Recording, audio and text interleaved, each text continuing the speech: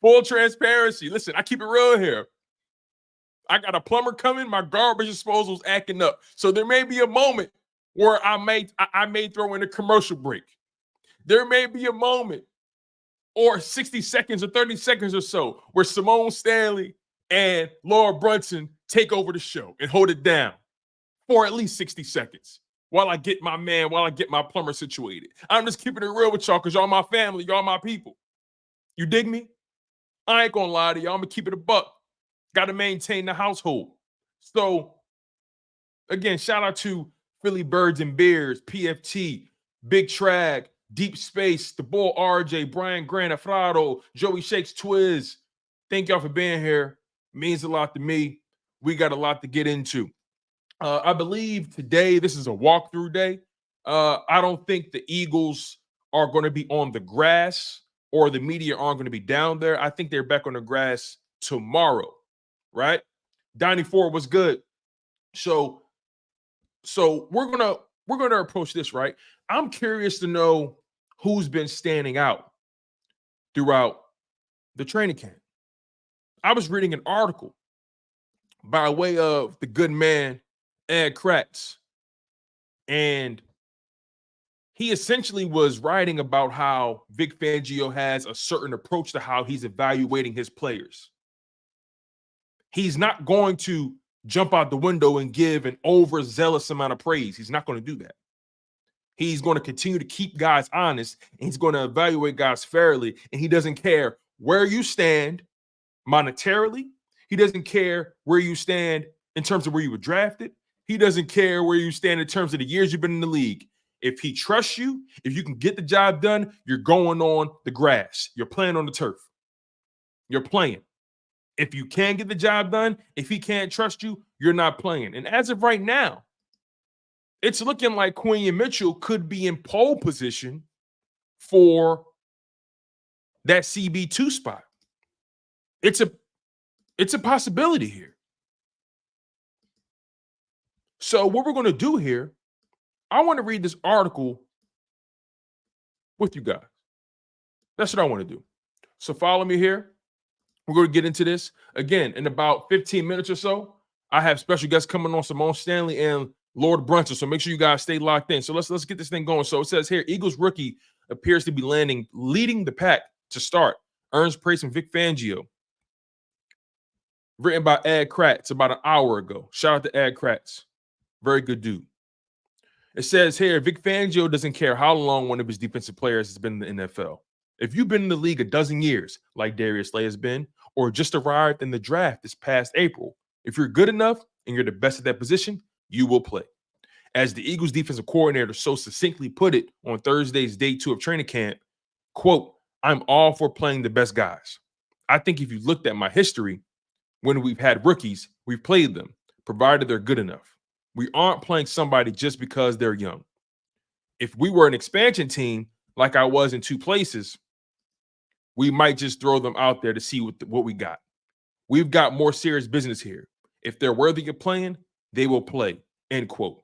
I love that kind of stuff because I've always talked about the fact that I don't care how much a guy get paid. Remember, there were moments in seasons past where we would talk amongst ourselves and we would say, why is this guy on the field? Why are they force feeding this player to us? Put the person on the field that actually is reliable in getting the job done. Not because you drafted him where you drafted him. That was kind of our problem with the whole Nakobe Dean, Nicholas Morrow situation. Granted, Nicholas Morrow wasn't the best linebacker, but Nicholas Morrow proved that he was healthier and he was a bit more reliable than Nakobe Dean. But I digress. The bottom line is, I like Fangio's approach here. I like the no-nonsense nature of it all. I'll continue with the article. It says here, so now the ball is in the court of Quinion Mitchell, Cooper DeJean, Jalix Hunt, and Jeremiah Trotter Jr., the 4 defensive players the Eagles drafted in April. Mitchell so far, after 2 days of training camp, looks like he might be the best cornerback among a crop of about a dozen after Darius Slay, which means he could be on the outside when the Eagles head to Brazil to open the season against quarterback Jordan Love and the Green Bay Packers. Fangio certainly had plenty of good things to say about Mitchell, the team's first-round draft pick. Quote, he's a talented guy. He's smart. has a good football feel. All of that really is more than I thought he had just from watching the college tape. So that's been a plus, end quote. Fangio has moved Mitchell into the slot on occasion too. DeJean appeared ticketed for that spot, but the defensive back has a hamstring injury and won't be able to do anything until probably mid-August at the earliest. A setback that could hinder his progress towards starting opening day. So maybe Mitchell opens in the slot, though it's looking like he could win that outside job. Best in candidates, Kelee Ringo, who has been just okay so far in camp, and Isaiah Rodgers, who needs to show he can tackle better than his reputation for doing that was with the Colts. Quote, I think he's a guy we can move around anywhere in the coverage part. He's talking about Quinion Mitchell here. So I love what I'm hearing when it comes to Quinion Mitchell. I said this to you guys, though, right? I said that when it comes to Quinion Mitchell, you drafted that brother in the first round, right? And again, I said to you guys that I don't care where a guy's been drafted. I want the best people on the field. But when I look at Quinion Mitchell, the measurables, the speed, the athleticism, the instincts, the ball skills, right? The play recognition, along with being the number one rated cornerback in his draft class, how can I not want that guy on the football field? Now, obviously, he needs to prove that he can play, right? Especially in training camp and preseason, right? You want to see what that guy looks like. But the Eagles' preference, I promise you this, the Eagles' preference is to have Quinion Mitchell playing next to Darius Slay. I believe that's their ultimate goal here. And then if I want to take it a step further beyond the 2024 season, I personally believe their ultimate goal is to have Quinion Mitchell playing opposite of Kelee Ringo with Cooper DeJean being in the slot or being that versatile player that rotates between nickel and maybe safety.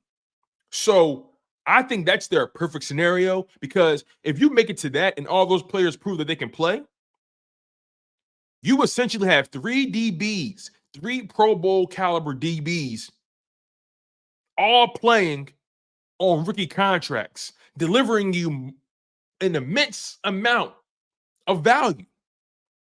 You guys follow me here, right? That's the perfect scenario for any team. You want your draft picks to hit so you don't have to continue to dip into the free agent pool. That allows you to save money. That allows you to keep guys in the building. You can get guys on better contracts when you draft them rather than going in free agency and likely having to overpay. You want Quinion Mitchell to hit. You want Kelee Ringo to hit. You want Cooper DeJean to hit. You want all those guys on the field at the same time, all on rookie deals. You'll have one of the most productive defenses and also one of the cheapest defenses at the same time. The cornerback market is insane. Those guys are making buku chips. You feel me? So this is a prime opportunity for Quinion Mitchell. This is a prime opportunity for Cooper DeJean when he gets healthy.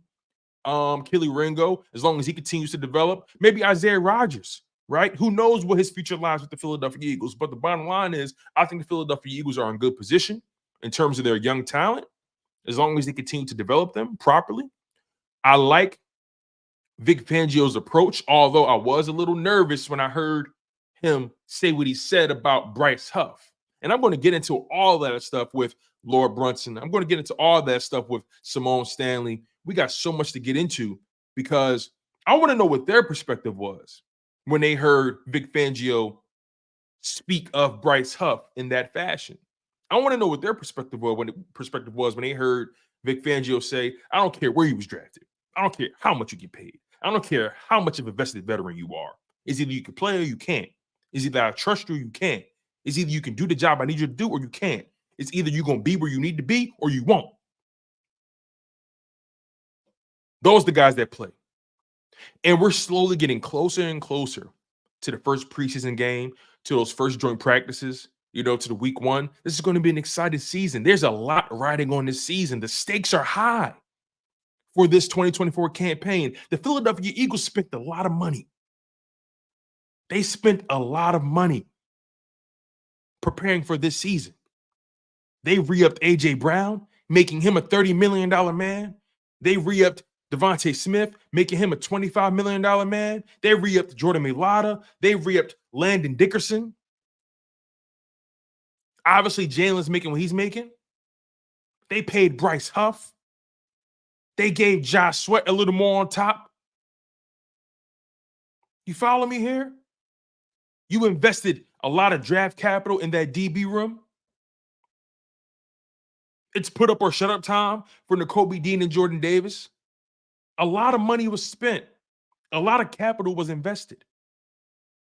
What will Nick Sirianni do with this opportunity here? The Philadelphia Eagles clearly want him to succeed. I look at what Howie Roseman and Jeffrey Lurie did to build this coaching staff and build this roster. You bring in Vic Fangio, you bring in Kellen Moore, you do an overhaul of your positional coaches. You still got Jamal Singleton, the running back coach, still got Jeff Stoutland, right? You spent money on Saquon Barkley. This is a big year. And the Philadelphia Eagles have an opportunity to win it all with a young defense that's still getting better. That's the dope thing about it. They have an opportunity to position themselves as legitimate Super Bowl contenders. I think they're Super Bowl contenders now, just because of the offense. Just because of the offense. I look at other rosters and I look at other teams and I say to myself, where don't the Philadelphia Eagles fit in? I think the Philadelphia Eagles can run it up with anybody. Straight like that. Let's do some quick shout outs. Again, make sure you guys smash that like button. Make sure you guys subscribe to the show, especially if you're new. Really do appreciate the love and support you guys always provide. Stay engaged. The show only gets better. Got two very illustrious guests coming on at 12 p.m. noon, 11 a.m. Central Time, depending on where you are. Make sure you guys are locked in. Do not touch that dial. It's up like it's stuck. Shout out to my man Donnie Ford, the 803 Hitman. Yeah. Eagles Realist Gaming, Drew Johnson, J62 Moon. He says, we got to look past this year. It'll be a no-fly zone for the next 3 years at least. That's what I'm talking about, Jay. That's what I'm talking about. That's what I'm talking about. They have a real opportunity in front of them. We got 55 people locked in, man. This is so dope. We got 32 people on Chalk It Up Sports locked in. We got 23 people locked in on Symone's channel as well. This is going to be dope. We're also going to be live streaming on Laura Brunson's channel. That's the dope thing about this too. So, again, make sure y'all locked in with this. This thing only gets better.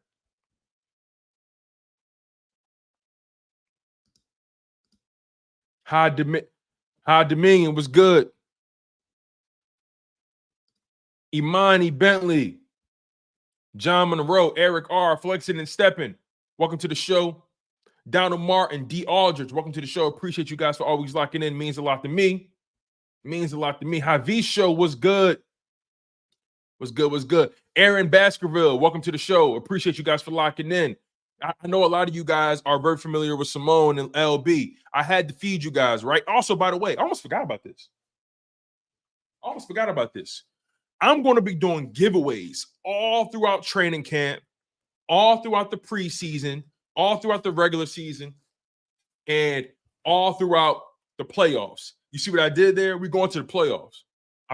And we're going to the Super Bowl. I want you guys to know that. That's the vibe we're on. I'm setting the tone early. I got so much Eagles gear to give away. I got hats. I got lanyards. I got winter gear here.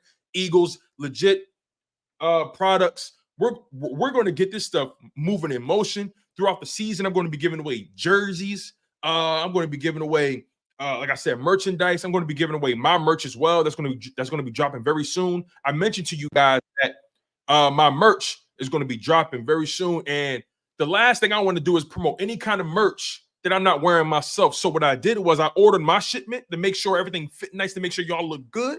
You feel what I'm saying? And on top of that, I want to make sure y'all know that if I'm peddling it, if I'm selling it, you know damn well I'm wearing it. Okay. So give me a little bit. The merch is going to drop very soon. Shout out to my man Jesse Wines as well, that I connected with my brother Laura Brunson. Jesse Wines is a hell of a graphic designer. The dude does amazing work. He did my work. He does a lot of LB stuff. And me and him came up with an original concept. You guys are going to love this stuff. So just make sure you guys stay locked in. We're doing giveaways all throughout training camp, preseason, regular season, the playoffs. Stay locked in. As a matter of fact, I'm going to give a quick shout out to my first giveaway winners, Jameer Adams out of Connecticut and Mark Johnson out of California. I'm going to the post office this weekend, you guys. Don't worry. I'm going to the post office tomorrow morning. I'm going to get that stuff sent out to you guys, and I'm going to email you guys the tracking information, things like that. I don't play when it comes to this kind of stuff. Okay, when I do stuff, I'm going to do it right, and I want to make sure I'm as transparent as possible with my people. Now, this is going to be a fun one, y'all. I'm telling you, I've been looking forward to this. See, originally it was 2 separate live streams, one at noon, one at 8. But then I was tapping in with my man LB this morning. He was like, "Yo, Tone, I might got to lock in with you and Symone. I may have to see what's up with y'all." I said, "Listen, man, let me tap in with her and make sure we good to go, and then we'll go from there." And lo and behold, God does amazing things. And I want to make sure I do this intro properly, okay? Right? I want to make sure I do this intro properly. So, this brother, the good brother, content creator, Eagles content creator, been doing this since what, 2017? I think he started his channel the year the Eagles won the Super Bowl. What kind of foresight is that? What kind of foresight is that? I got to give a shout out to this man. He started his YouTube channel, I believe, in 2017, covering the Philadelphia Eagles. I think he was making videos in his office, and then he was getting busy like that. The dude does amazing work. He has a tremendous amount of subscribers. He's an entrepreneur. The Hurt season hats is going crazy. You saw AJ Brown rocking it. You saw AJ Brown shouting out the music. This man makes incredible music. By the way, I was talking to him earlier. Got to make sure we talk about this. Make sure y'all go check out God Bless Who Hatin' by Lord Brunson. Go check out Patient Zero by Lord Brunson. Go check out Days on York, Nights in Norfolk by D'Angelo Xavier and Lord Brunson, the EP. Listen, these brothers is talking that stick talk. That's all I'm going to say, man. But without further ado, let me bring in my man, the myth, the legend, the good brother, Lord motherfucking Brunson. Tone, what up? What up? What up? You hear me loud and clear? Loud and clear, bro. We're going to bring on Symone real shortly. The moment her camera come on, let me know she ready. She coming on. But LB, bro, how you feeling, man? Bro, I'm feeling good, man. These videos, man, the camp is good. Camp is good right now. Yes. You know what I mean, to say the least, man. And just personally, I'm feeling good. I'm feeling refreshed, ready for the season. I like the direction that the team is going in. And I want to say thank you for the amazing introduction. That was very, very well eloquently put. You know what I mean? You almost sounded like Acho. You know how Acho out here trying to talk like Shakespeare, but he talking down on my boys. You know what I mean? That was really well put. But man, I'm feeling good, man. I'm ready to go, bro. I'm ready to go. No, I feel you on that. You know what's so crazy, right? It's funny you bring up Acho, man, because there was a point in time I'm like, oh, Acho, he for the gang. Right. Gang. But I don't know, man. Once these guys get on TV, once the Blazers start getting a little bit more pastel-y, I don't know what'll be going on. Like once they get them spring colors and that check hit, the expectations change, and all of a sudden the narrative around Jalen Hurts has changed. But I do appreciate Shady McCoy and Joy Taylor for always holding it down, because at the end of the day, man, Jalen Hurts, in my opinion, is a top 10 quarterback in this league. Now, there's a lot of expectations as well, right? The money, the weapons they put around him. And there's so many angles we can approach this from. But since we're already here, right, we've heard that Jalen Hurts has been pretty sharp, right? And on top of that, before I get too far, I want to make sure my girl Symone stops in on this conversation, because she does everything. This girl got like 100 jobs. I'm going to make that very clear, man. She checking every box. Y'all have seen her sideline reporting for college baseball, softball, and football. Y'all saw her doing play-by-play and color commentary for college basketball. She's a digital reporter for Lake Point Sports. She's done work for the SWAC, ESPN, the WNBA. She has iconic interviews with Caitlin Clark, the #1 overall pick for the Indiana Fever, Quinion Mitchell, the first-round pick for the Philadelphia Eagles, Dawn Staley, national champion, Isaiah Rodgers, cornerback competing for a spot with the Philadelphia Eagles. She got bodies in the you turning me up. You turning me up. Talk about how the work she be putting in. She got bodies. She's also a content creator covering your Philadelphia Eagles. Without further ado, I got to bring in the lovely lady, Symone, with The sports. What's going on, Symone? Don't be laughing, Symone. Don't got me weak. I gotta show love. Listen, this is what it's all about, right? You guys do amazing work, and I love what y'all do. You guys are passionate about what you do. I was just talking to LB this morning, like, yo, how do you balance everything, right? Symone, same with you, right? Before we get too deep into the content, I want you guys to tell me about y'all process. How do you guys balance the many jobs, the many roles, the many hats that you guys wear? Symone, let's start with you. I don't know if I'm the one to be giving advice because I don't be balancing. I be all over the place. I'm really all over the place. So not enough time in the day, honestly. No, I wish we had like 35-hour days, man. That's what I'm saying. That's what I'm saying. It'd be a struggle sometime though, man. But you just gotta when you build something and you got people that's really looking forward to what you got going on. I think every content creator, they aspire to make sure that they content stick in some way, whether it's music, whether it's reporting, whether it's anything, whatever you like to do and people like to see it. I just feel like you got this. It's this obligation within all content creators to feed the streets every now and then. So that's what keep me going, bro. I gotta feed the streets, man. So if I don't feed the streets, they gonna starve, man. I like that. I like that. So let's get right into it, y'all. Let's not waste no time. Make sure you guys smash that like button. Make sure y'all subscribe to everybody on this channel, Lord Brunson's channel, Symone Stanley's channel. Go lock in with everybody. The content is in full flow. The training camp is here. Joint practices is in full effect. Preseason is on its way. The regular season, do not miss this, you guys. It's only going to go up. We ain't going nowhere, man. So let's get right into it. Before you came on, Symone, we was touching on the Jalen Hurts disrespect and how it seems like he can't really win. Now we see you got the photo with Jalen Hurts behind you, right? The photos. And I also got a photo with Jalen too. Just just a little flex, right? I met Jalen too, but nonetheless, you gotta throw it on the wall. I definitely Put some do, respect man. on our QB. Definitely. Right now, I got it on the Twitter banner, right? But right now, I got to ask you guys this. There's been a lot of criticism surrounding Jalen Hurts all throughout this offseason. Whether it's his relationship with Nick Sirianni, whether if he's really the quarterback for the Philadelphia Eagles, is he getting paid too much? Is he a top 10, top 5 quarterback? I've seen disrespect all across the board, but I want to get your guys' perspective, right? How do you guys view this alleged drama that exists between Nick Sirianni and Jalen Hurts? Let's start with there, right? LB, let's start with you. I think it's fake news. Well, I think it's I think it's a little truth to it. I mean, I was thinking about this today because I knew we was going to touch on this. I think there's a little truth to it. I mean, when you end the season the way that the Philadelphia Eagles ended the season and in the fashion that they ended, naturally it should be some drama there.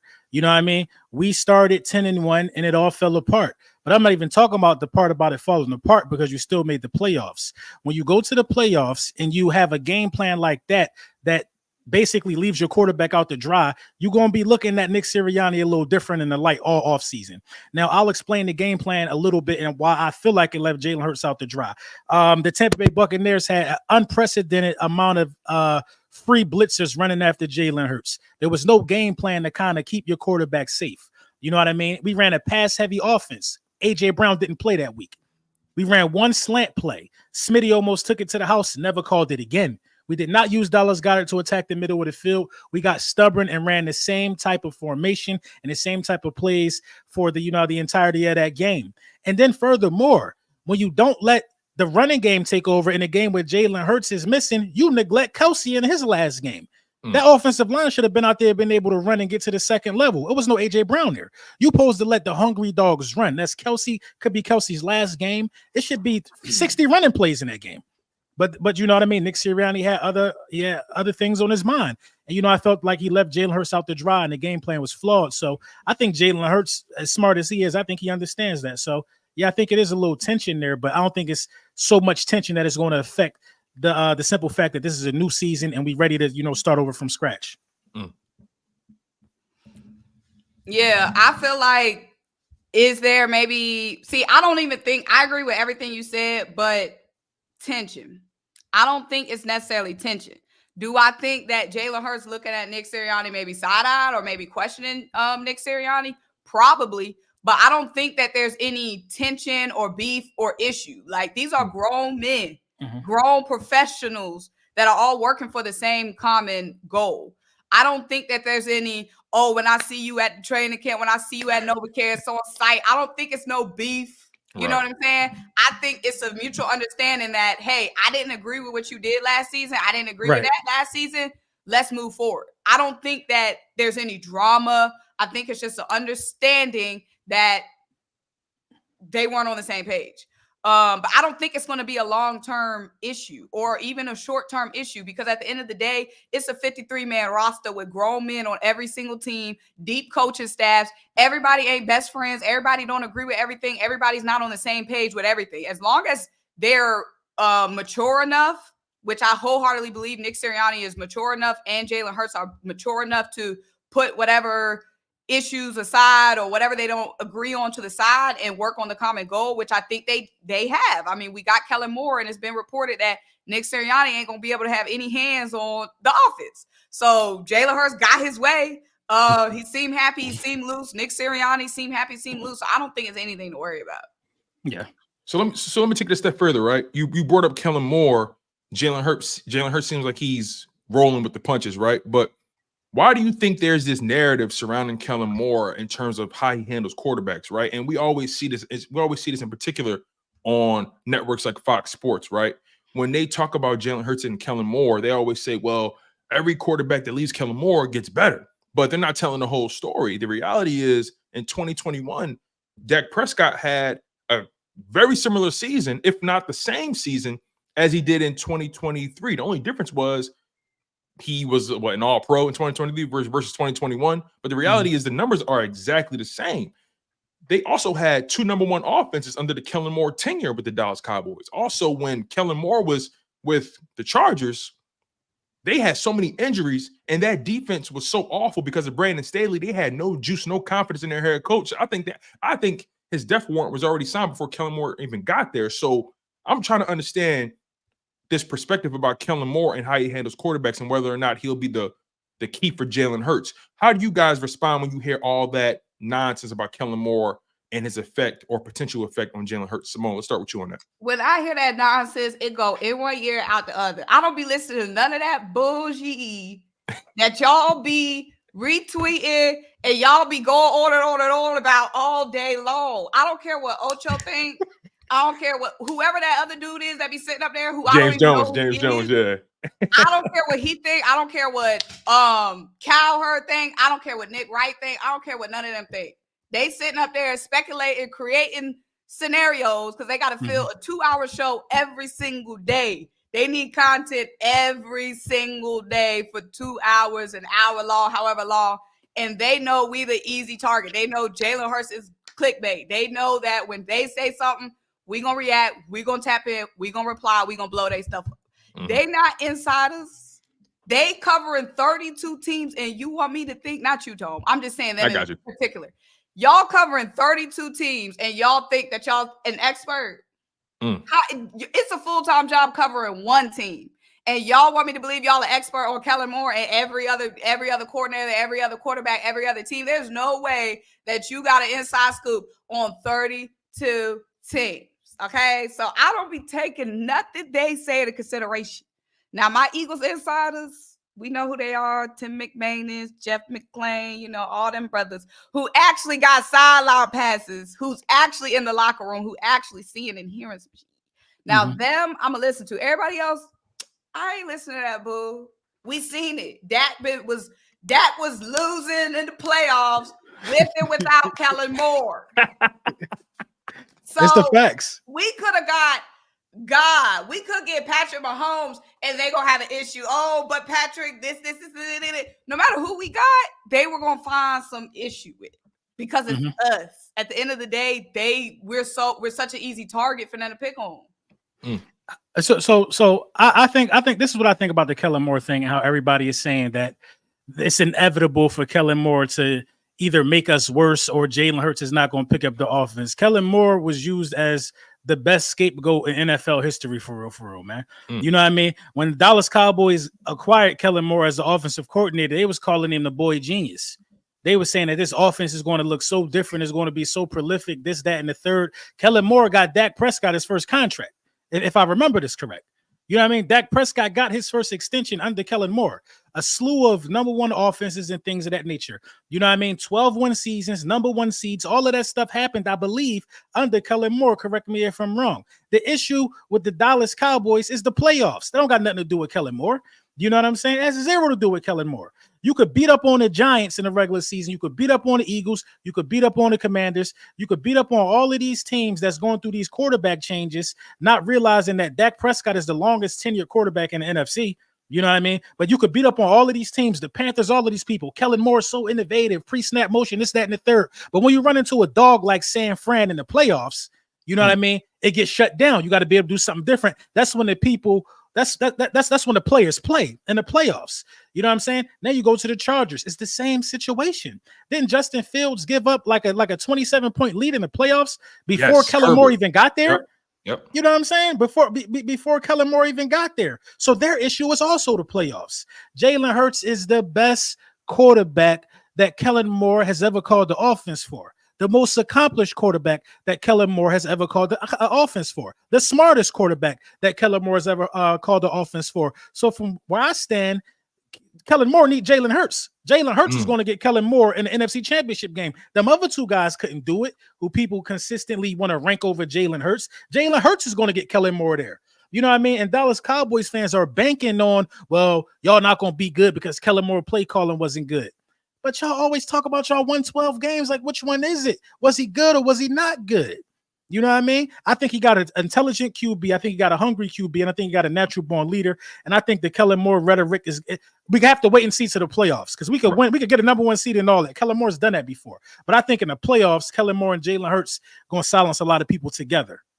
It's funny you say that because, like, I look at this team and all year in 2023, we saw how hard it looked for the quarterback. We saw how difficult it looked for, you know, the receivers, and they still found a way to put up the numbers they did. I mean, AJ Brown, Devontae Smith still had career numbers through all this dysfunction on the offensive side. So you actually bring somebody that's competent, that know what they're doing, that actually brings creativity. It has a modern offense with emotions and things of that nature. With those guys who did it when it was at its most difficult. Exactly. And you add Saquon Barkley to the mix? That's what I'm saying. What people don't understand is last season was a nightmare and we still made the playoffs. Like last season was a hot mess and we still made the playoffs. And AJ Brown still broke records.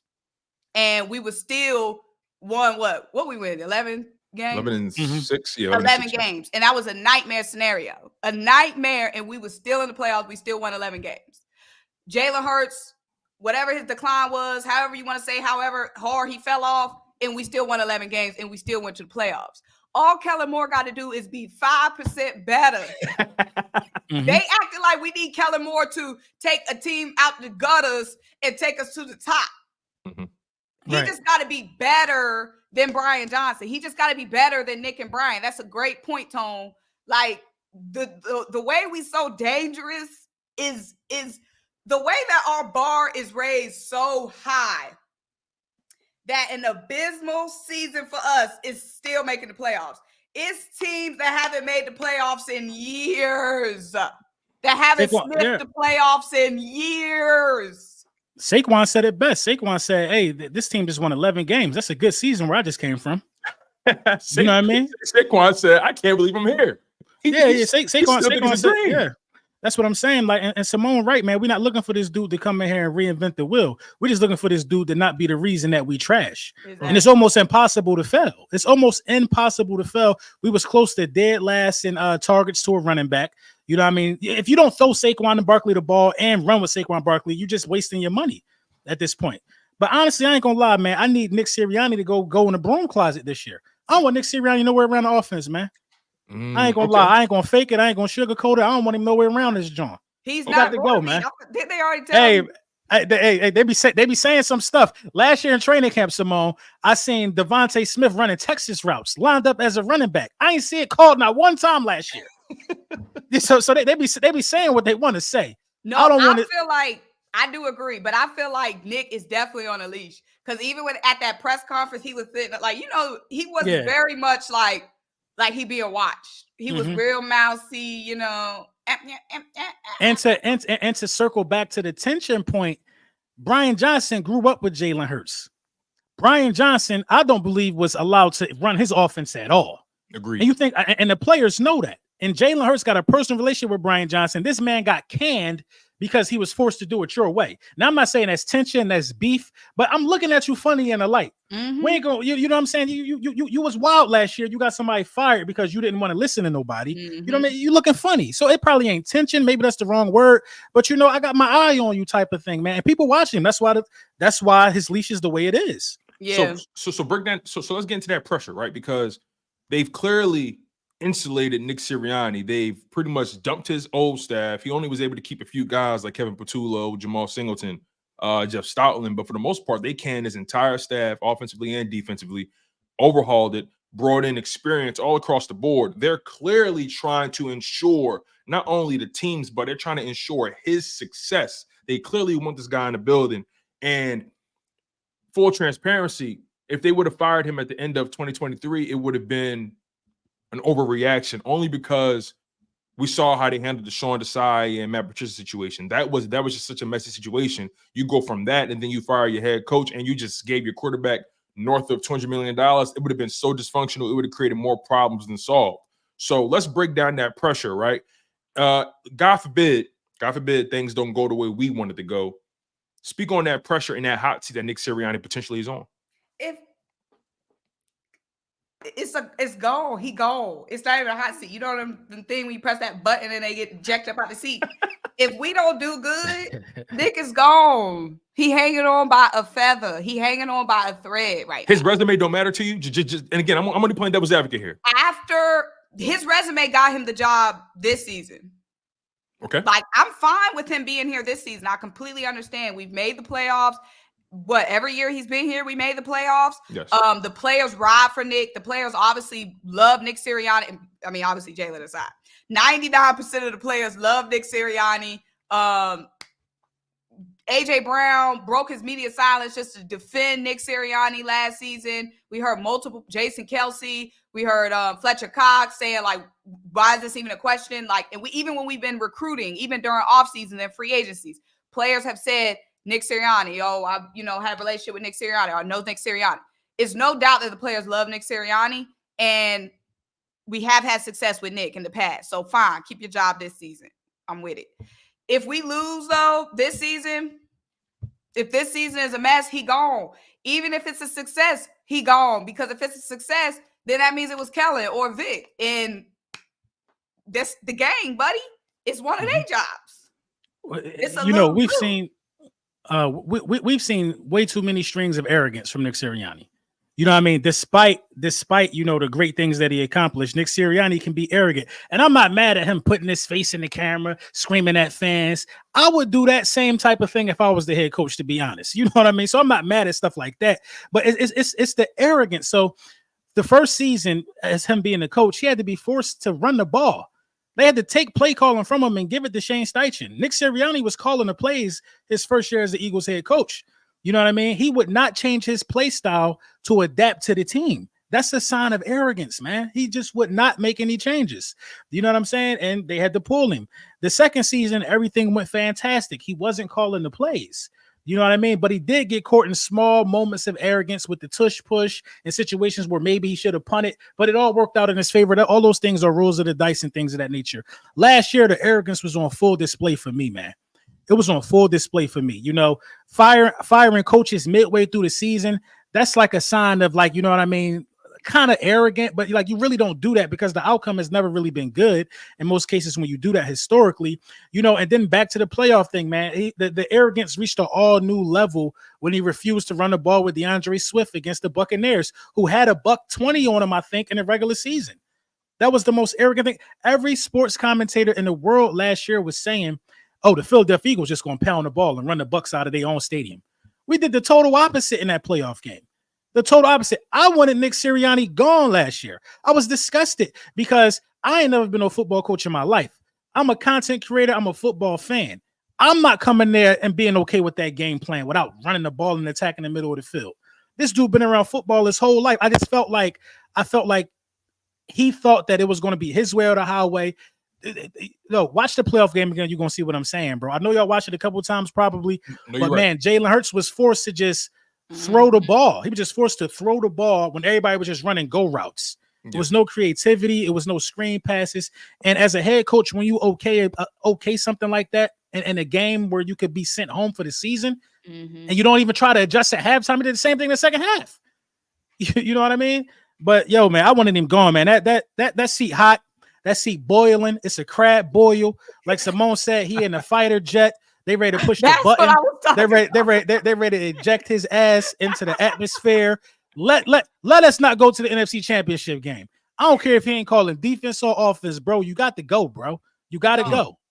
I agree 1,000% on him being arrogant, him being stuck in his ways, like 1,000%. And yeah, that's stuff like that is what I felt led to Jalen Hurts probably, being sick of him, fed up with him. But okay, last season, y'all know when Nick was on the hot seat going into the offseason, we didn't know if Nick was going to be fired or what's going to happen. Right. I feel like people were making good cases on both sides of why he should be kept or why he should be fired. Like I saw good cases being made for him being fired, and I saw good cases being made for him needed to stay. So either way it went, I could have seen it because people were making good cases. Now that he's here, I can understand why they kept him here. Like you were saying, Tone, I feel like the continuity, like keeping some continuity. We don't want it to look like the whole house burning down. Yeah. You know what I'm saying?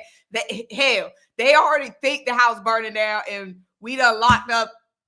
We extended Smitty. AJ shut down all these rumors. AJ shut down. He extended for the longer term. Lyman extended. All these signs showing that we good, and they still saying the house burning down from the outside. So if we let Nick go, I felt like that just would have looked like, oh, hell breaking loose in Philadelphia. But I do agree. Nick's seat is hot as hell. Like, there's no way you can't say his seat is hot. And especially since he don't have any job duties. Right. He has no job duties. So if we win, he walking around the building just it has nothing in it.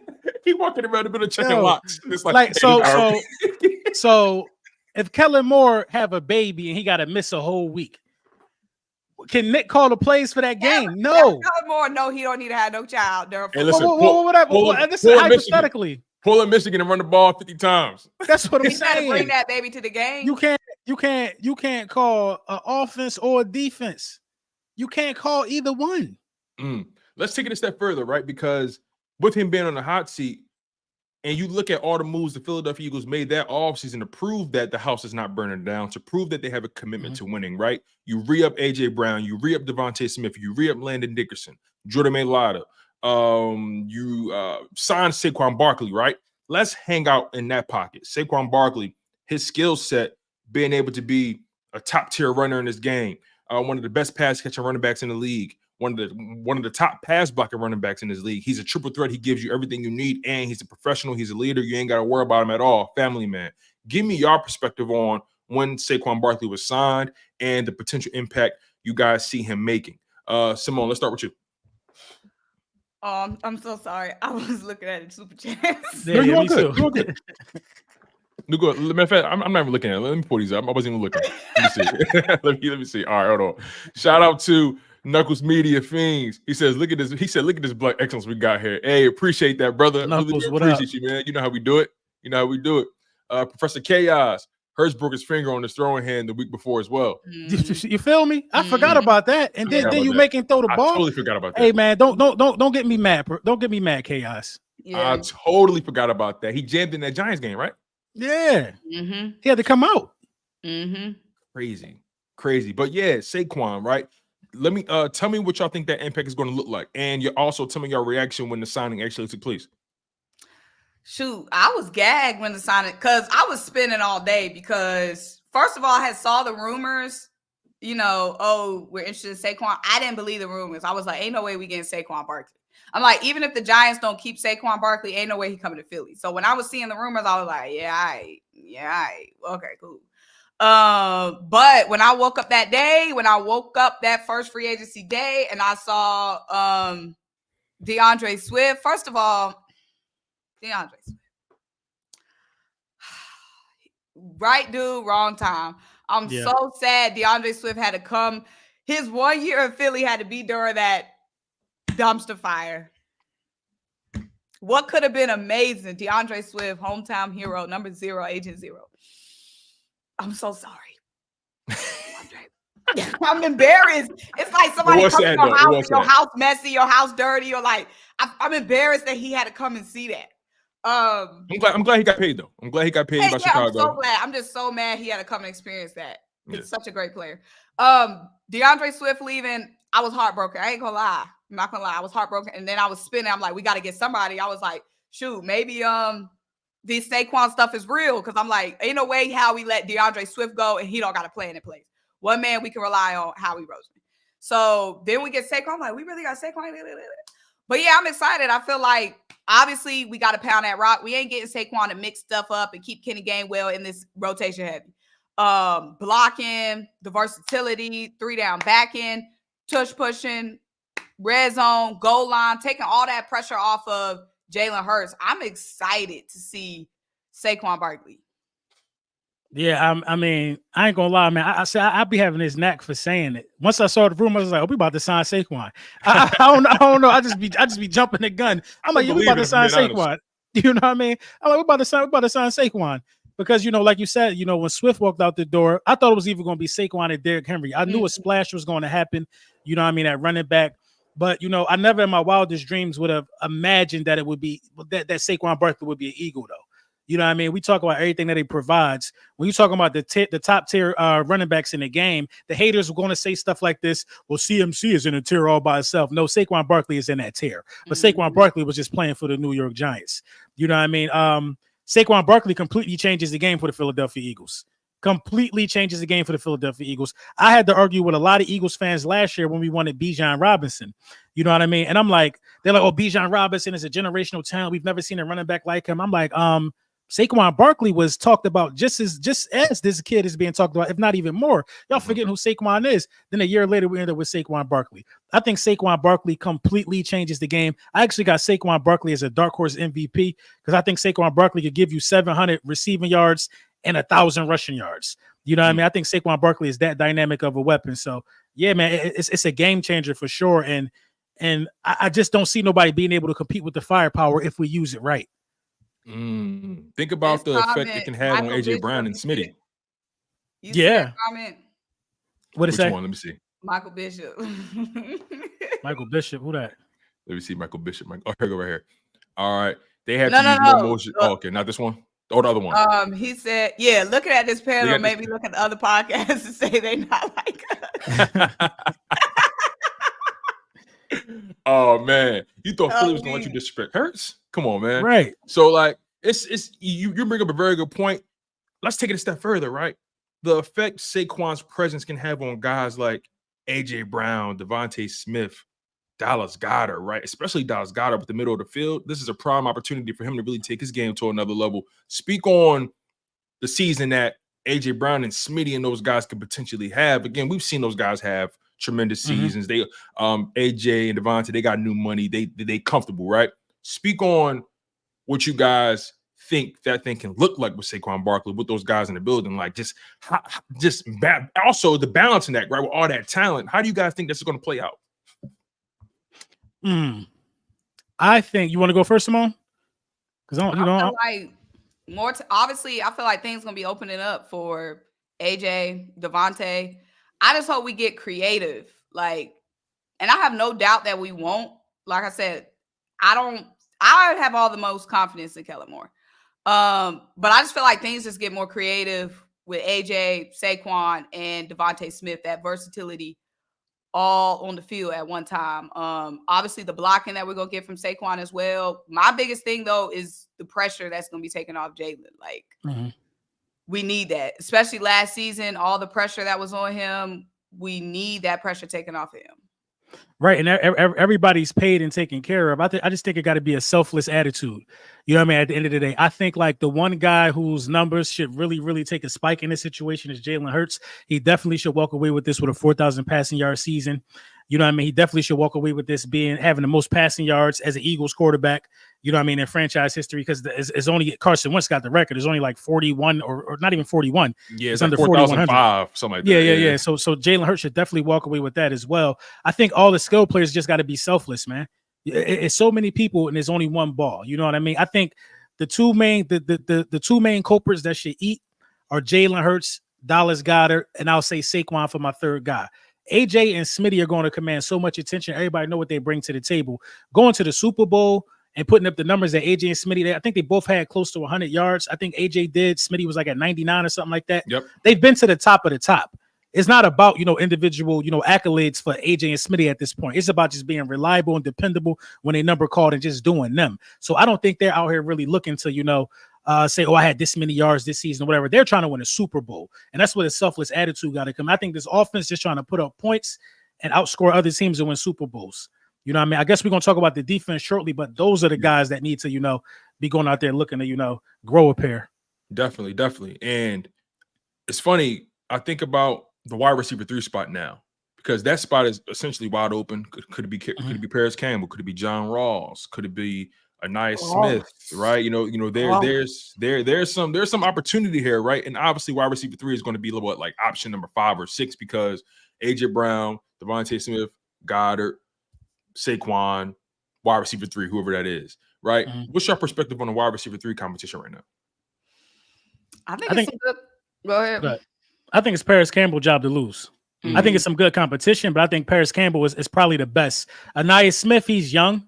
You know what I mean? So I'm not down on him. He just saying I don't got no NFL film on him. I think Paris Campbell is his job to lose for real. I think John Ross could surprise some people. I think he actually might make the roster, but I really think it's Paris Campbell's job to lose, man. I think he just fits real good with what we got going on. And low key a deep threat too. Yeah. Paris, I definitely agree. I think it's Paris Campbell's job to lose. Veteran, been here before. Only really knock on him is his injury history. Fitness warrior, I'm glad. Don't pay nobody, yo, fitness is crazy. No, because you were like Don Ross. I be so theatrical when I'm talking. It's crazy. Like, but yeah, I like the depth we have there, and I like the competition we have there. Again, like Brunson said, Anais Smith, a lot of potential, but we have to see it. Rookie, I'm not sure if he still has his little nagging injury. Johnny Wilson obviously needs development. John Ross is there, but I definitely think Paris Campbell is that is holding that spot. And somebody gonna have to take it from him. I did hear them say in the press conference yesterday, or whenever they had the press conference Wednesday, and they were saying wide receiver 3, like when they were asked about like which position battle might be the most wide open, they pointed out wide receiver 3 though. So yeah, absolutely. We shall see, but I'll be surprised if Paris loses that spot. Yeah, I would be too. Let's take it to the defensive side, right? Because I think that's one of the more interesting spots, obviously, because it's where most of the uncertainty lies. You bring in Vic Fangio, he comes in with a ton of experience, comes in with a ton of football knowledge. He's forgotten more football than most of these guys know on that coaching staff. And he had a very fascinating press conference yesterday that kind of threw a lot of people for a loop, but at the same time, I think we appreciated it at the end of the day. He spoke about how, regardless of your standing, I don't care how much you get paid, I don't care where you was drafted, I don't care how many years you got in the league, it's either you can play or you can't. It's either I trust you or I don't. It's either you're going to be where you're supposed to be or you're not. So I want to get your perspective on how he's approaching evaluating his players and how he's approaching this hierarchy of who plays and who doesn't. LB, let's start with you. It's fair. It's fair, and it's kind of what I've been looking for. The Philadelphia Eagles have a knack of throwing guys out there because of where they were drafted at. You know what I mean? Or just their name from prior teams or the name that they currently had. Sproles was 46,000 years old. You know what I mean? We just did not, you know what I'm saying? We didn't want to let Sproles go because of who Sproles was. You know what I mean? Nakobe Dean. We keep thinking in our mind that Nakobe Dean should be something that he's not because he was a 3rd round pick. You know what I mean? He ain't shown us nothing yet. So I like their approach. It's real old school. It's like, I'm going to put the guys out there who I trust. Now, I will say this. He trusts Jalen Hunt. You know what I mean? He trusts Hunt. So Hunt going to be getting some reps this year. You know what I mean? And in the coach's eyes, he earned it. So you can't be mad at that.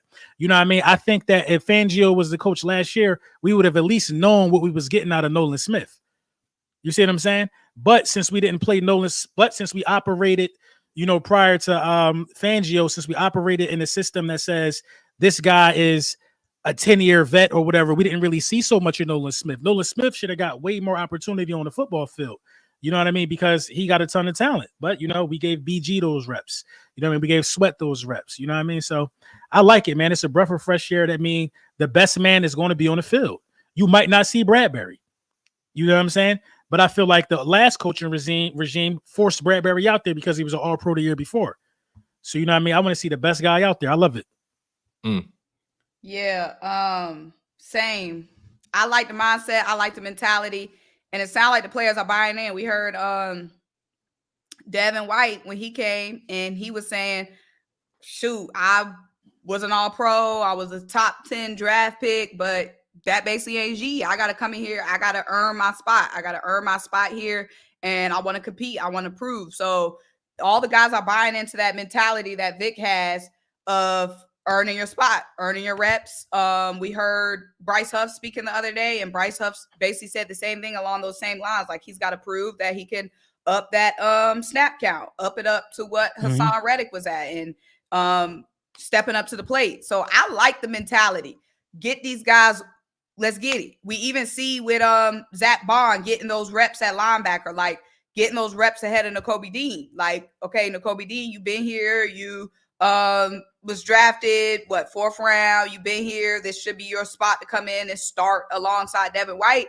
But Vic is like, hold on, wait a minute. I see something different in Zach Bond, and move him inside. So like him just automatically bringing his philosophy here, and we're seeing it already in training camp and in practice. And then also I like too how he's like, he wants everybody to get reps with the first team to go up against that first team offense. So we seeing even so early in camp, all these guys rotating across all positions and getting those first team reps so they can go up against the best. Because iron sharpens iron, you know what I'm saying? And if you just going up against the third team, no disrespect to the third team, but that's a little. That ain't that light work. You know what I'm saying? You got to go sharpen up against AJ, Devontae, Dallas, the big boys. So I like the fact that everybody's getting the reps against the first team. So far, I'm loving what I'm seeing from Fangio. Second of all, everybody want to talk about Kellen Moore in this offense and what Jalen Hurts going to do and what Kellen Moore going to do. Is Saquon going to be healthy? Is Jalen Hurts going to get better? Yada, yada, yada, yada, yada. Why is all the focus on the offense when the defense was putting the offense in terrible situations last season? Like, why are these talking heads just talking about the offense, just talking about Jalen Hurts? The defense is the reason why the offense had to go and try to score 40 points. Yeah, them dudes couldn't tackle. They couldn't do nothing. You know what I mean? And a lot, some of them players on the defense side of the ball, they still mad at me. You know what I mean? Because I had to keep it a beam. They can't tackle. They was looking like they were scared to tackle last year. Hey man, they need to tighten up. If Slay don't want no wreck, if Slay don't want no contact, you got to pull him out. I like what Fangio talking about. If you want to be out there playing two-hand touch, you got to get out the game, bro. It's one of these young bulls out here trying to get paid. So put one of them in there. You know what I mean? Listen, we try and win. I agree with that. Because ain't nobody running up here playing two-hand touch on Jalen. They trying to take Jalen head off. Facts, man. You know what I mean? Symone, you brought up Bryce Huff, right? And Fangio specifically spoke about him as well, saying how he was a one-down player when we got him.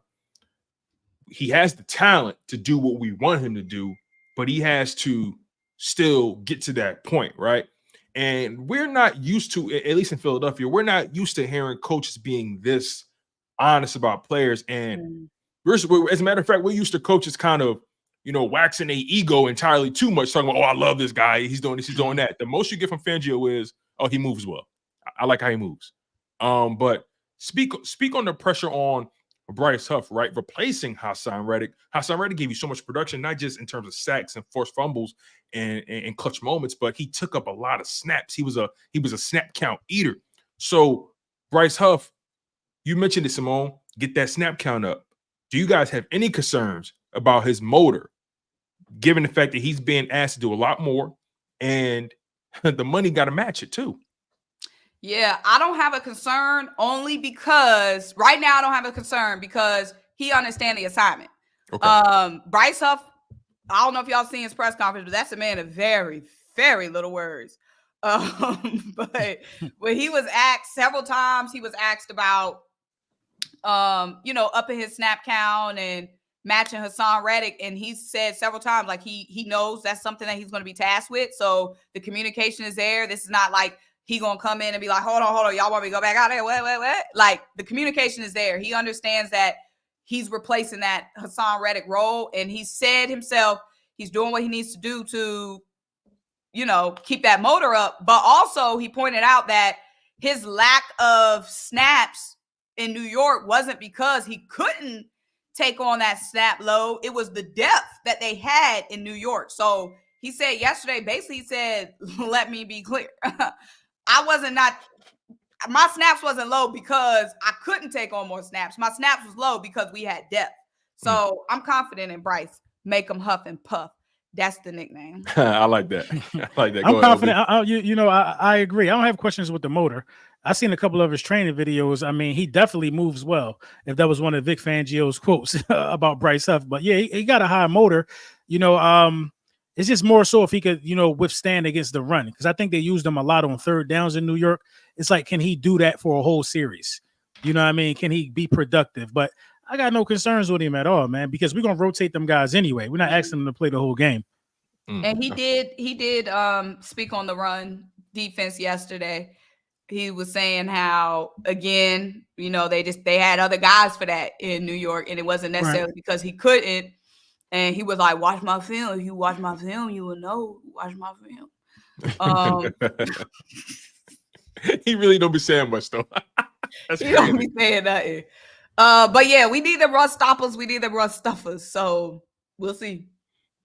Real quick, let's get to this $10 super chat by our guy Leo Bridgewater. He says, do you guys think last year could have a positive benefit for our core guys? Having faced that kind of shared adversity has a way of bringing people together. I say hoo-ah. I agree. I think it could. I think it can only be positive, because you know where you were supposed to be with those core guys. You know what I mean? You tasted a little adversity with those core guys. Now you're trying to get back to that promised land with them core guys. So I think, I got real high hopes for the season, and I'm pretty sure the players do too as well.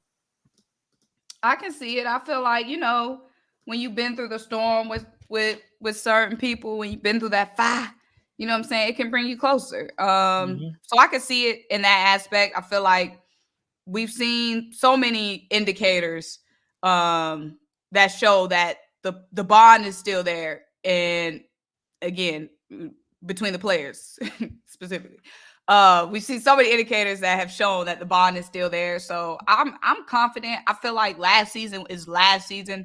Them guys had a whole off season. They've been on vacation with their booze. They've been playing with their kids. They've been turning up with the homies. Last season is last season. I feel like they moved on. Yeah, I would tend to agree with that as well. I think at the end of the day, when you go through the fire together, listen, y'all all coming out with burns. Y'all all coming out with some kind of damage. And at the end of the day, y'all got y'all scars together.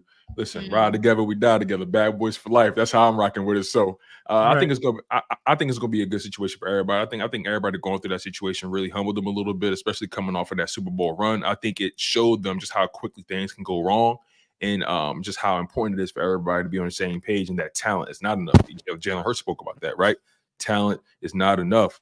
Let's continue to talk about the talent part, right? Jordan Davis, very talented player, right? Jalen Carter, very talented player. Nolan Smith, talented player.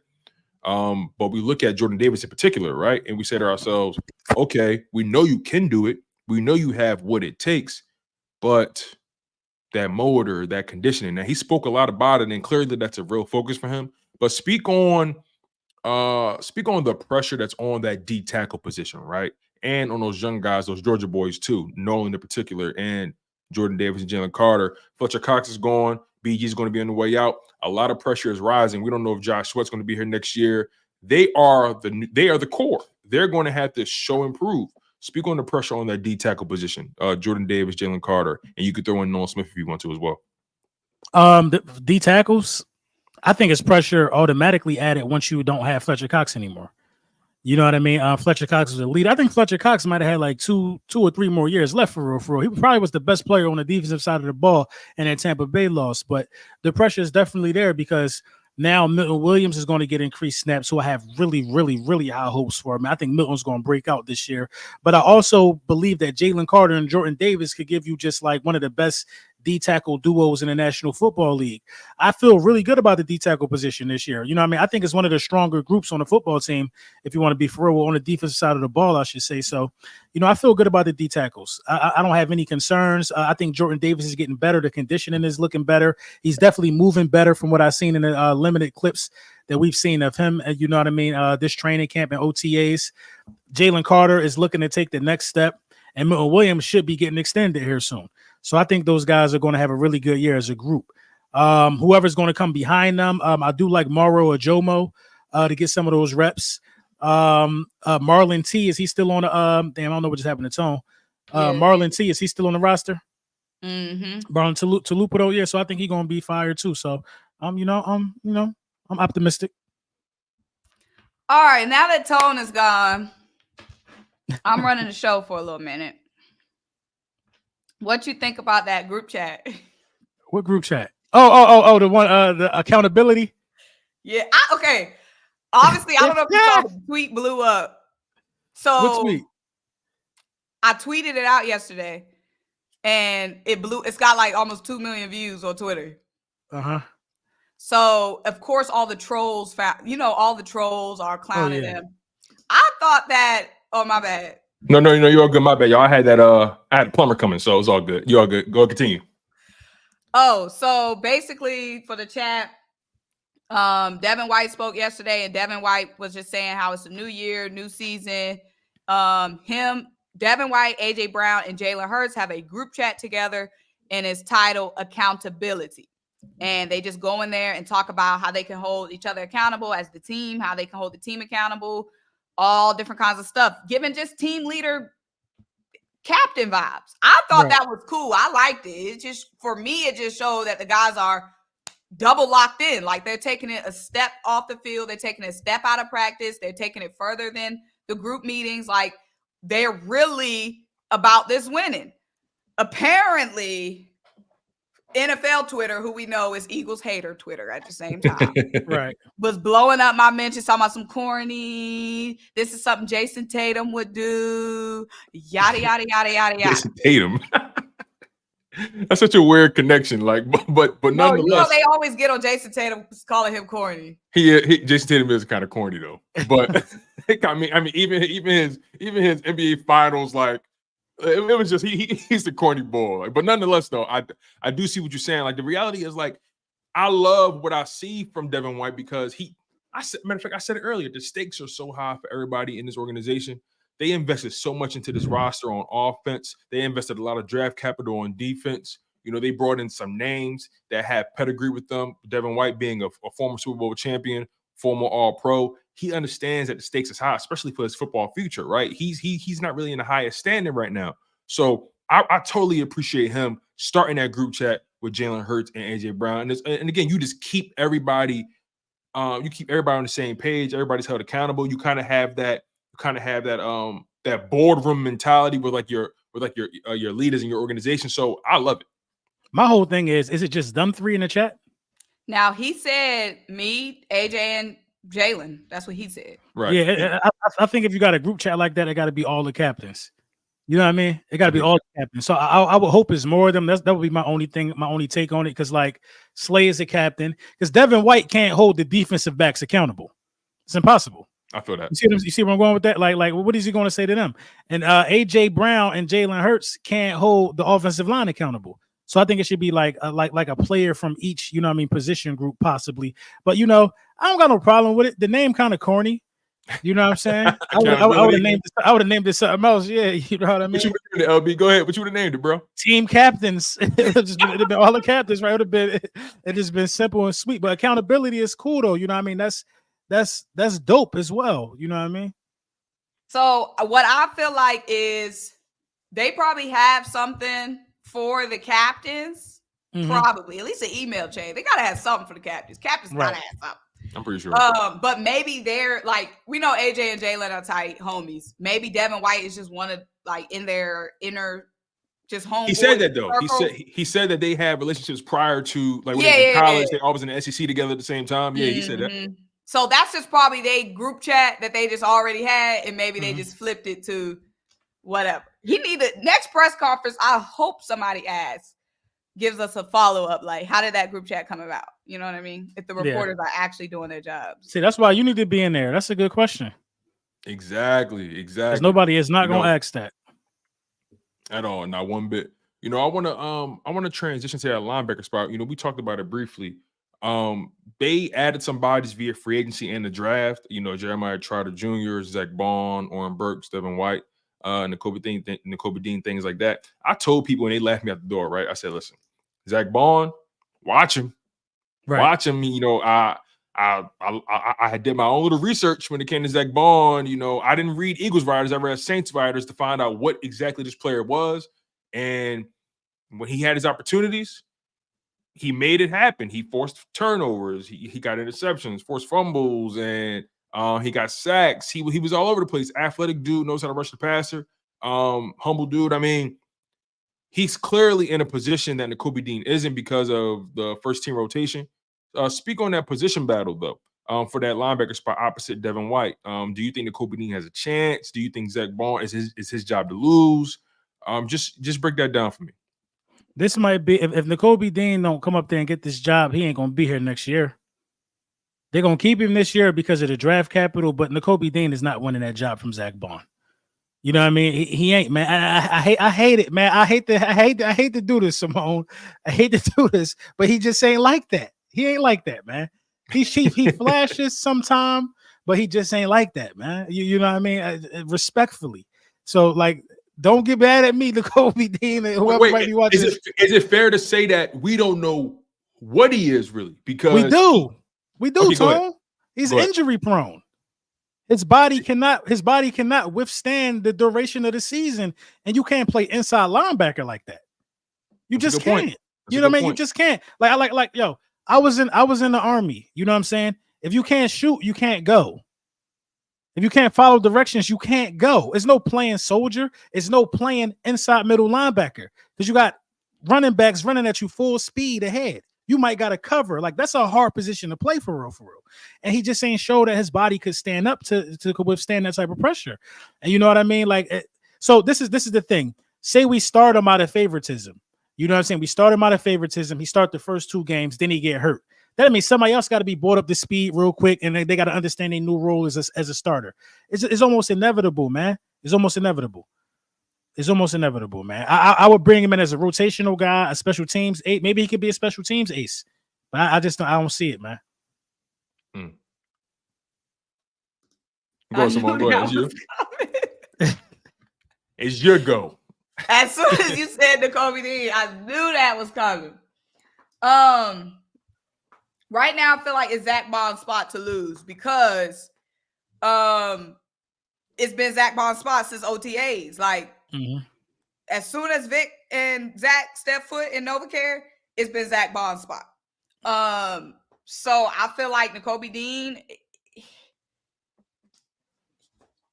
And Vic likes him too, Zach Bond. Vic loves Zach Bond. Like, if you think anybody that he's really spoke out about, Zach Bond is one of those guys. And like I said, he's been playing with Devin White since OTAs. It's been Zach Bond. I feel like the linebacker group is, if the group had to be a weak link, right now the linebacker group is the weak link. It could amp up. It could surprise us. We could see at camp and whatnot. But we need some dogs to rise. We need Nakobe Dean to rise. Even if Nakobe Dean is not starting, even he's a rotational piece, we need him to buck up. We need him. We need dogs. We need dogs. Trot gonna rise before Nakobe do. You know what I mean? I think Trot gonna rise before Nakobe do. You know what I mean? But Trot just found his way. Yeah. Speaking of Trotter, you know, he has the legacy obviously behind him. I think he was carted off yesterday, but it was only cramps. I was nervous at first. But go ahead. They be doing that. They be putting out them tweets. They know it was just a cramp. They did that for engagement. When they put out the tweet, Nakobe Dean getting carted off, y'all knew it was cramps They didn't say what it was because they want people. Oh, what's wrong? I almost snapped at Jeff McClain. I almost snapped at him. I'm like, yo, they're damn near caught you off, and you only going to the back to get the IV because you dehydrated. Right. Like they know what they're doing.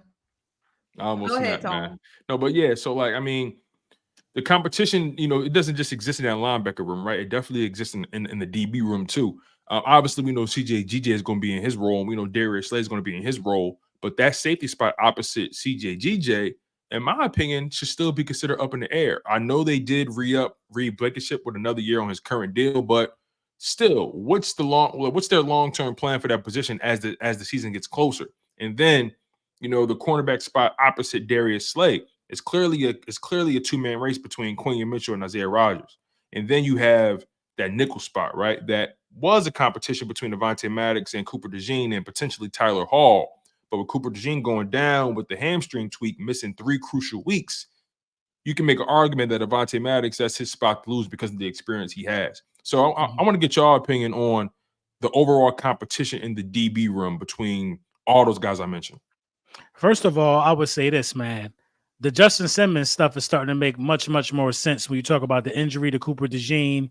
You're talking about Bradbury might have to play safety. Like nobody wants Bradbury back there, man.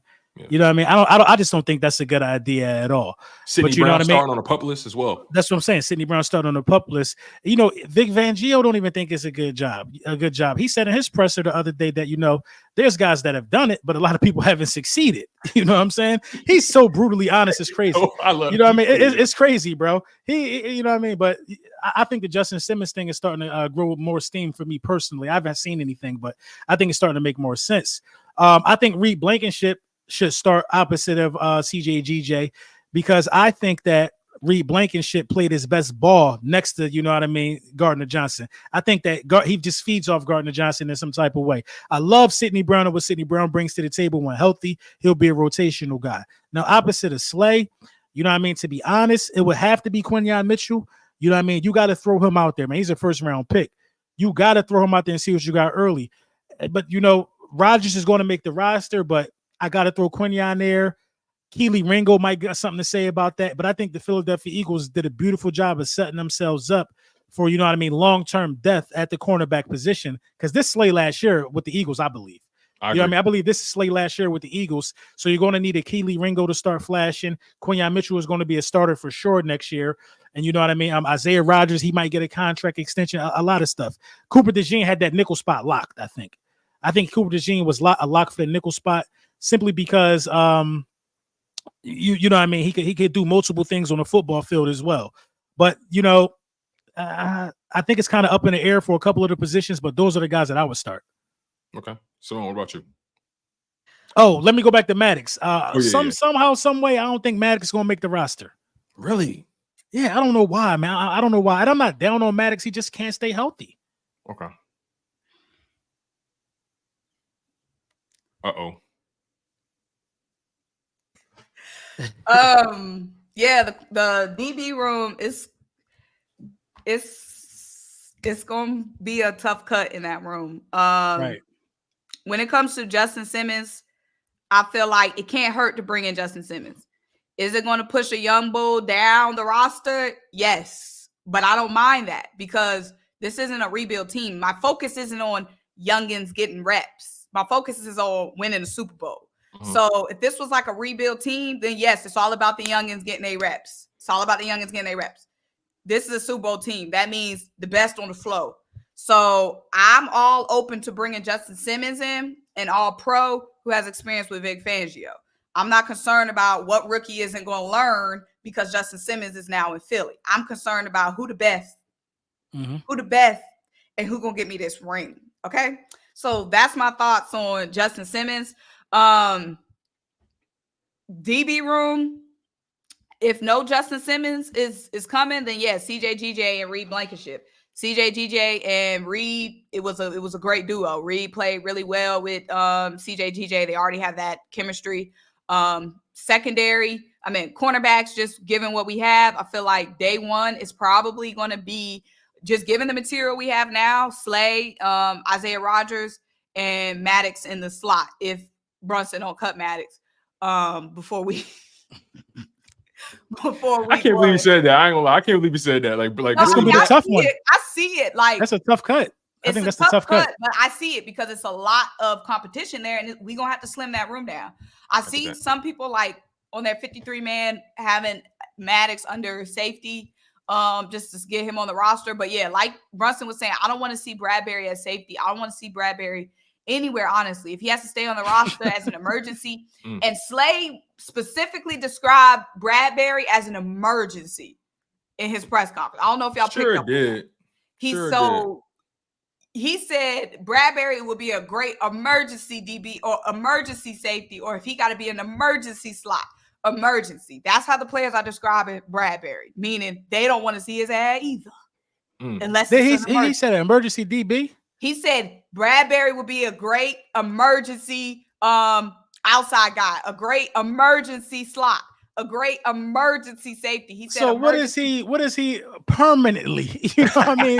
Like, what's his job? I'm glad you brought up Bradbury. Bag. Yeah, I'm glad you brought up. They don't want to see him. Nobody want to be in an emergency situation, meaning they don't want to see Bradbury. So I don't want to see Bradbury at safety either. But it's gonna be interesting, Quinyon and Isaiah Rodgers, that battle. We know early on, obviously Isaiah Rodgers popping out, getting those reps across Slay. But Quinyon is gonna get his time with the ones. He's already got a little bit of time with the ones. So as camp continues, it's going to be interesting to see. Is it Quinyon or Quinyon? I'm always saying Quinyon, but it might be Quinyon, honestly. I'll be saying Quinyon. Yeah, I'll be saying Quinyon. I don't know. Yeah. They'll let us know in the chat. But Q, let's call him Q. Yeah, Q. Oh man, but real quick, let's get to these super chats. Shout out to the good brother, Professor Chaos. Says here, Jalen Carter couldn't have a better DC in the infancy of his career. Also, LB unblocked me, bro. I blocked you, bro. How'd that happen? What you do? He said what you do. I'll make it right, man. I'll make it right. Shout out to Professor Chaos, man. I don't know what he did. He deserved it though, because I don't be blocking people. Anthony Crowback was good with the $4.99 super. He says Devin White has the potential to be the guy for years to come in the LB room. I love what I hear. We just have to sit. We just have to see it on the field. Go Birds. Yeah, I feel that. He comes in obviously again with the pedigree, low risk, high reward type of situation. So yeah, I feel that. I feel that for sure. My guy Anthony been around for a minute.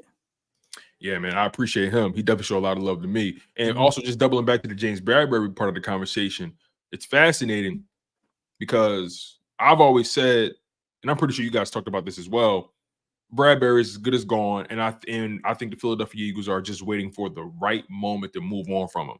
And when they try to market to us that they're going to try him out at safety, I feel like that was them just trying to up his value a little bit. But hear me out on this. Vikings corner Mekhi Blackman a couple days ago towards ACL. He was supposed to be their starter, gone. And then Los Angeles Rams projected starter cornerback Darion Kendrick yesterday towards ACL, gone. Damn. So far the James Bradbury market is bubbling because of that, and because of those situations just in general, right? Do you think the Eagles ultimately end up trading him? Do you think they just cut him before the season starts? What do you think is their game plan for James Bradbury's future? I think if they could trade him, they will trade him. Now, what's the deadline on the post June cut? Ooh, that's because I thought it was going to happen that first week of June. Agreed. With the post June cut. Now, do the post June cut ride until week 1, or do you have a certain amount of time to cut it due? And is it a window? You know what I'm saying? Because if you cut him after June 1, it was some money to be saved on it.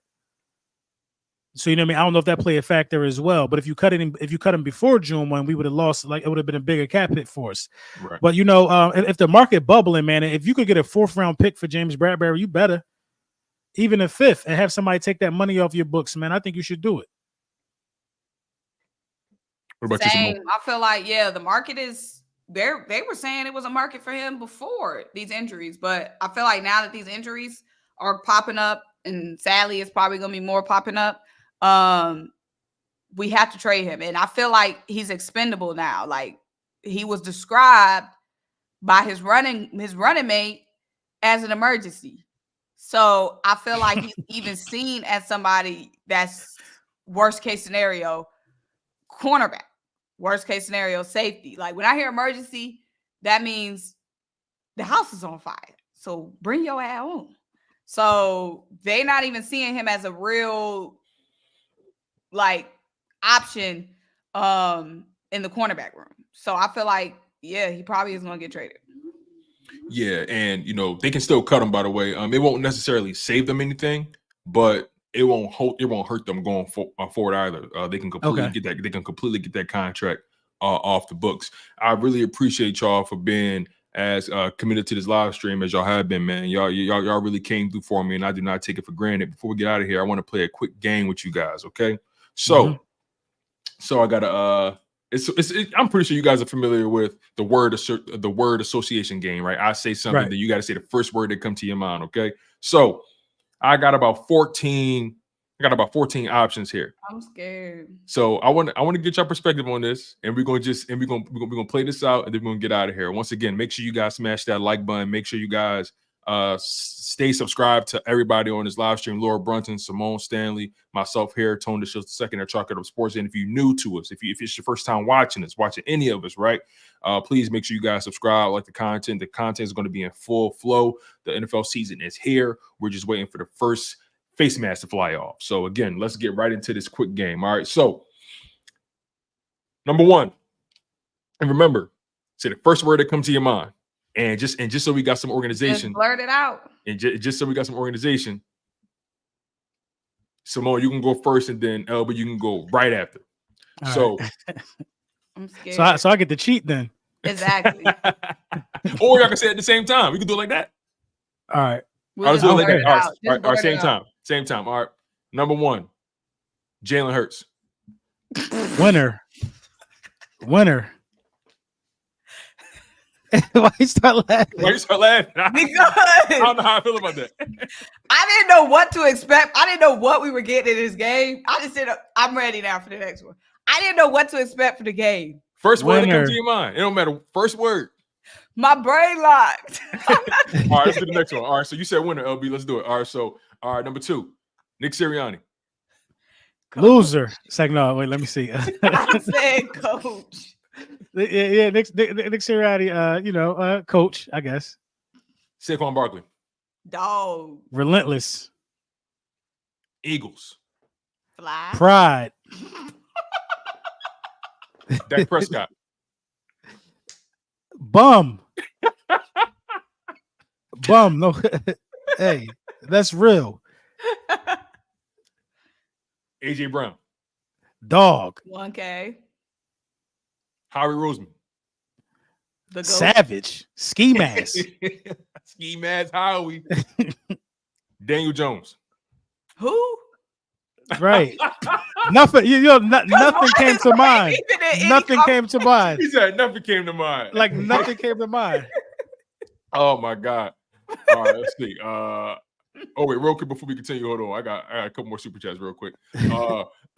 War 499. He says, from what I'm hearing, that offense looking great and Jalen throwing dots and looking fast. I think that MVP form will be in full effect this year. I agree. Word. Thank you so much for donating to the channel. Oh, I want to let y'all know too, Appreciate dog. you, I got some new Hurt season hats coming out. These the OGs.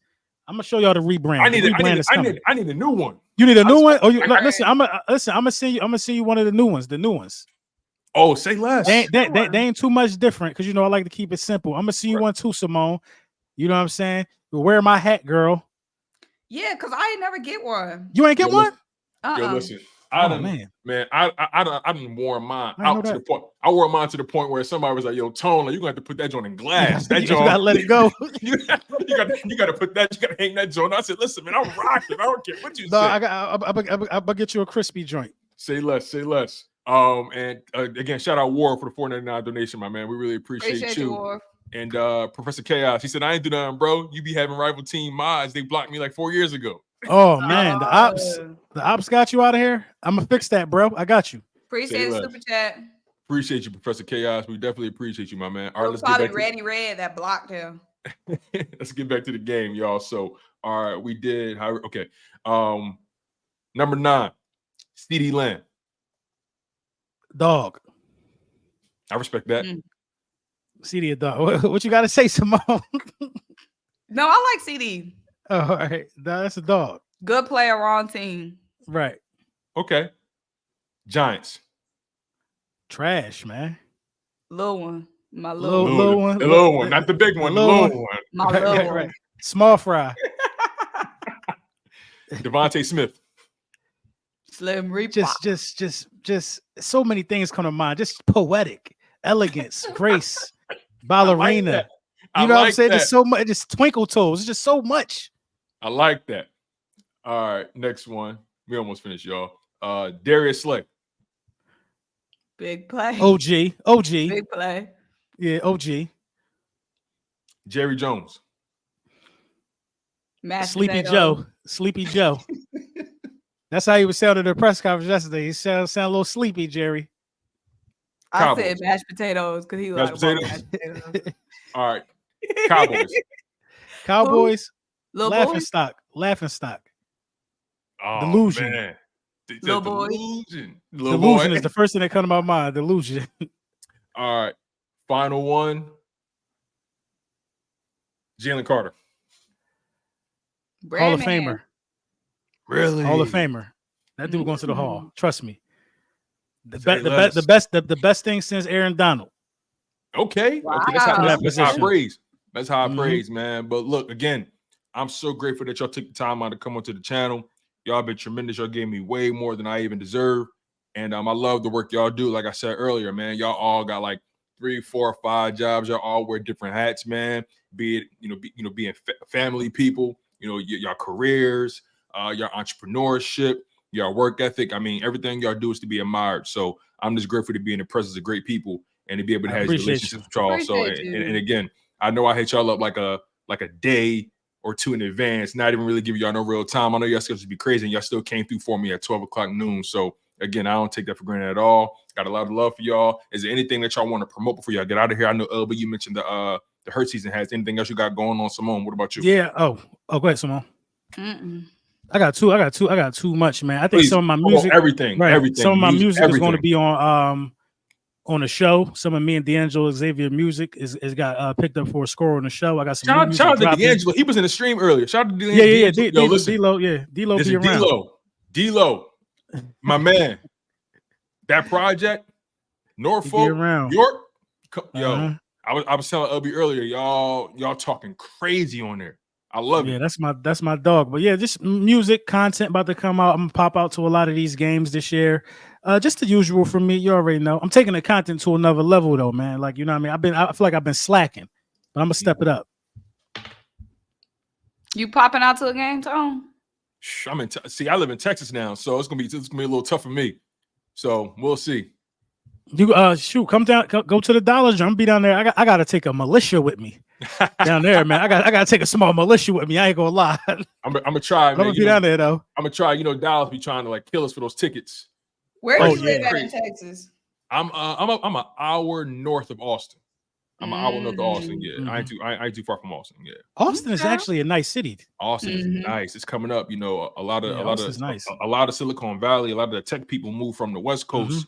Move to Texas because the taxes is way lower, and since COVID, California kind of been on BS. So a lot of those major companies brought a lot of their business to to Austin, and Austin is really tax breaks really on the come up. So yeah, I love Austin. Me and wifey be in Austin damn near every weekend. Yeah, me and Symone, we're gonna be at the Ravens joint, right? You going to link up with your peoples? We're going to the Ravens game. It's gonna be cold. Wait, Tone, you from? I'm from Philly, born and raised. I'm from Philly. Okay. Yeah, I just moved here last July. Oh, okay. Yeah, the Ravens game gonna be lit. Yep. I'm ready for that. For sure. So, Symone, anything you want to promote? Any projects you got coming up? Again, you got so many jobs, so you could promote the whole Rolodex. Go ahead. No, I just really I'm just be out here in the streets. You too humble, man. Don't be humble. I hate it. I don't know what's up with that. You can't mean like you the one? Yo, you really the one. You really the one. Really just be trying to just work, really. Like, no, you really the one. You got me on my TikTok game. I made 2 TikToks this week. I saw that. Right. I feel proud. But no, you be out here working, man. Who you interviewing next? You know, You don't even know. You don't even know where you're gonna be. You gonna be in the tomorrow. She's gonna be in the Olympics with Steph Curry. Tell us, yeah, you hit that game with her, right? Eating butterscotch crimpets, right. She's gonna be in Germany. So I was on stream with her. But that's fly though. That's fly. That's why. Listen, every now and again, like we said earlier. So every now and again, you gotta pop out in some news. You know what I'm saying? Every time you gotta pop out. You know, Kendra told us that every now and again, you gotta remind them what it is. So, Symone, like the work you put in, real deal, Holyfield. You put on for us on a whole nother level. You show us the potential what it could. You show us what it could potentially be every single time you do your thing. We see you on ESPN, the swag. You know, you do a lot, man, and I want to make sure your flowers is given. I appreciate it. It's Jinx's birthday. Happy birthday, Jinx! Shout out to Jinx. Happy birthday, Jinx. Happy birthday! But yeah, y'all can follow me on TikTok. Symone with the sports. I'm still on YouTube, and I'm gonna be, obviously it's football season, I'm gonna be on YouTube heavy, but I really be on TikTok heavier. So y'all can follow me on TikTok at Symone with the sports. YouTube here. We trying to get some weekly thing going. Me and Brunson, Tone, if you want to be a part, let us know. I love it. During football season. So y'all look out for the live streams. Hey, for sure. Just let me know when, and I'll definitely make the space in my schedule again. Like this is a major opportunity for me to work with y'all again. I study y'all. I pay attention to what y'all do. So I appreciate that for sure. No, and then sometimes when you work with people, you just know that it just flow. You know what I'm saying? When you like certain people, you just like I could work with Mike any given day. I could work with Jaw 3 any given day. You know what I'm saying? I don't want people to be mad when they be trying to hit me up to collab and don't hear nothing back from me. Bro, I'll be busy. You know what I mean? I'll be busy. But the people that you always see me collab with, I got their number. So it's easy to reach me if you got my number. Right. So. Right. For sure. So yeah, again, y'all, we appreciate y'all. I appreciate y'all. I appreciate them.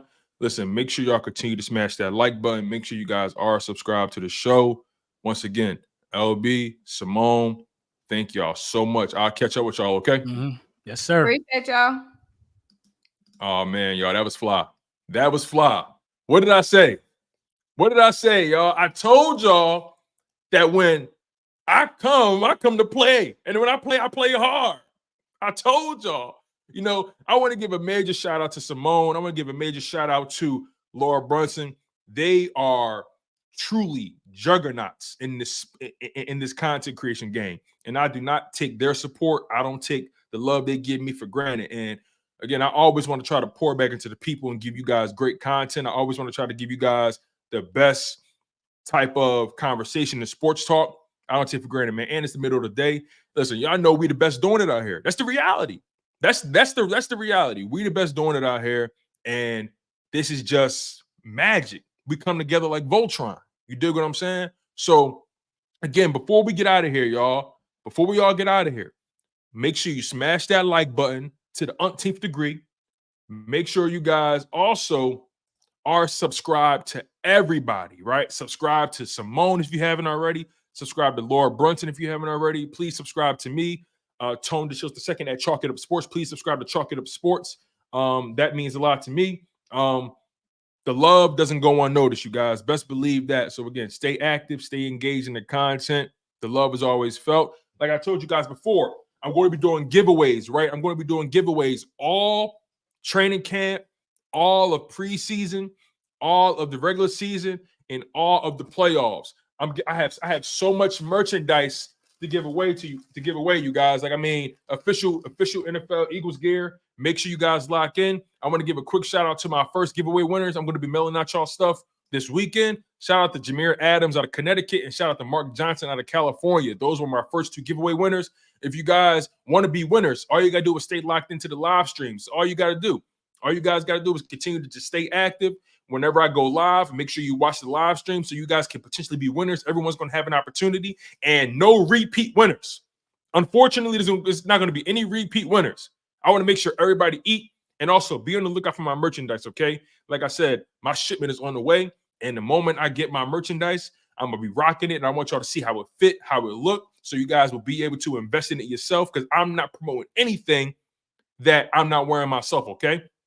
And it's straight like that. So again, make sure you guys lock in. The giveaway is going to be in full effect. The moment I mail out my previous giveaway winners. We're starting giveaways back up next week, and it's straight like that. I'm your guy, Tone Deshields II. I want to give another special shout out to Symone Stanley. I want to give another special shout out to the good brother, Lord Brunson. You guys were locked in to Chalk It Up Sports, where it don't matter if we win or if we lose. We just got to charge it to the game.